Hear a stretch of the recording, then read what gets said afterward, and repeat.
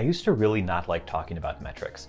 I thought it was important to have an air of mythology around how you were doing on your side projects. Let people guess how you're doing, don't actually tell them how you're doing. And if you can show a Bezos-style chart showing everything going up and to the right, then all the better. The more time has gone on though, the more I think transparency is really important. I'm never going to share everything about my life here, and I'm not going to do that today either. But I do think lifting the curtain a little bit and showing how well things do can be super helpful to people trying to do similar things. You can find plenty of YouTube videos out there where someone makes $30,000 in a couple days selling some trivial item online. And that's great. I have absolutely no problem with that. That's wonderful for them. But I think that's definitely the exception and not the rule. And today, to balance things out a little bit, I wanted to show you how I did selling a wallpaper pack online last month. Today's video is broken into 3 parts. One is exactly how much money I made from these wallpapers. Part 2 is whether I'm happy with that number. And part 3 is what I was actually selling, because it wasn't really wallpapers. Hi everybody, and welcome back to A Better Computer. My name is Matt, and you already know what this video is about, so let's just jump into it. As of recording this video, I have sold 53 copies of my wallpaper pack for a total of $263.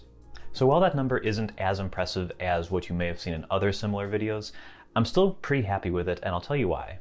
The way I measure success for projects like this is whether the time I invested into it lines up with the revenue that I got in return.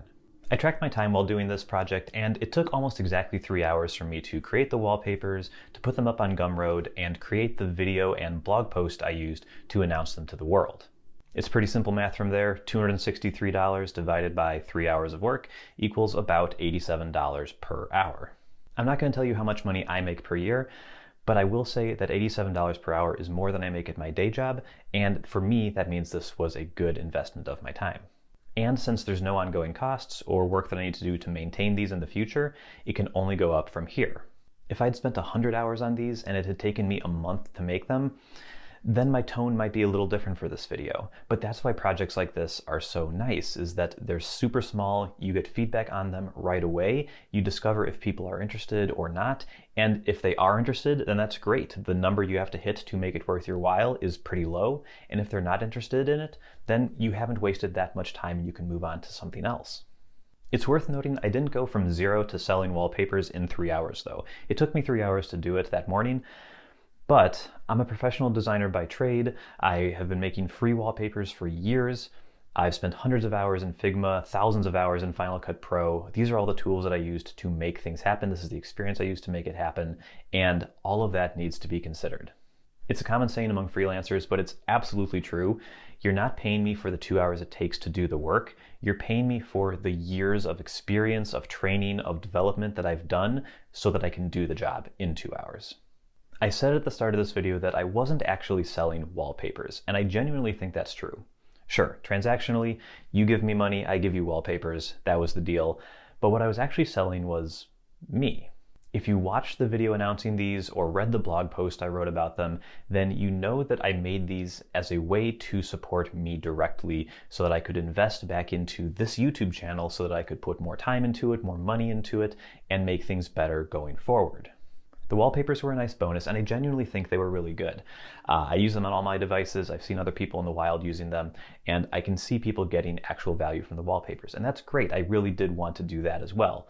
But when people got to the checkout page and they saw the $5 and the credit card field, they were much more likely to pay up if they knew the context around these being sold and didn't just look at them as wallpapers.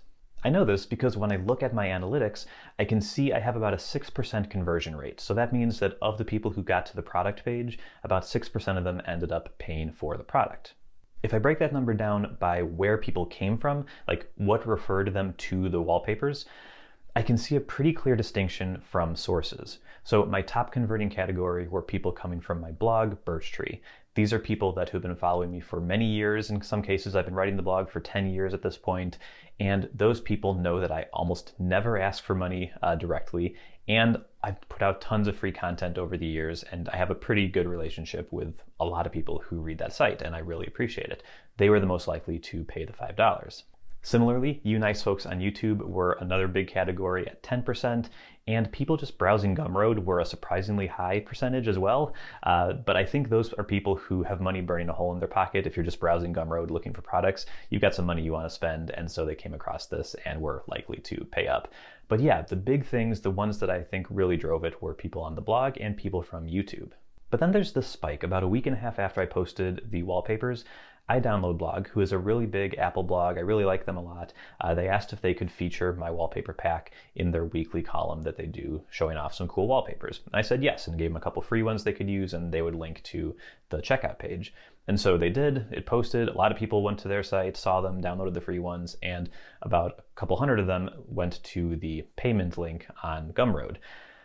Most people did not end up buying it, though. The conversion rate was incredibly low, and I think that's not totally surprising. Again, these are wallpapers, which are typically free. When you see a $5 charge for a wallpaper pack, you're like, these are free everywhere else. I'm just going to go elsewhere. I'm going to use the free ones that I already got from this pack, and that's good enough.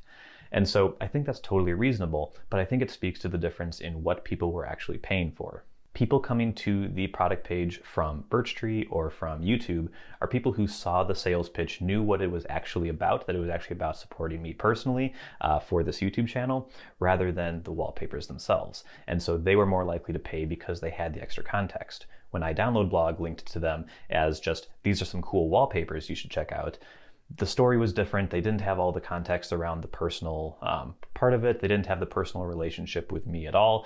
Most of them had never heard of me, which is fine. But that's where you see a huge difference in who was willing to pay. So yeah, that was a peek behind the curtain of my little selling project. It was really fun to do. I'm really glad that I did it, and I am happy with the results, even if I'm not immediately wealthy and can retire and can just do this the rest of my life. It's not there. But I hope that it was interesting at the very least, and at most, if you were thinking of doing something similar, I hope that you got some good information, some good context as to how you can do selling something like this online, and maybe how you could better frame selling it to improve your conversion rate.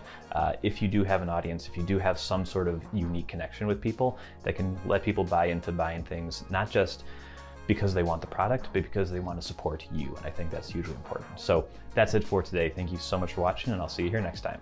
Bye-bye.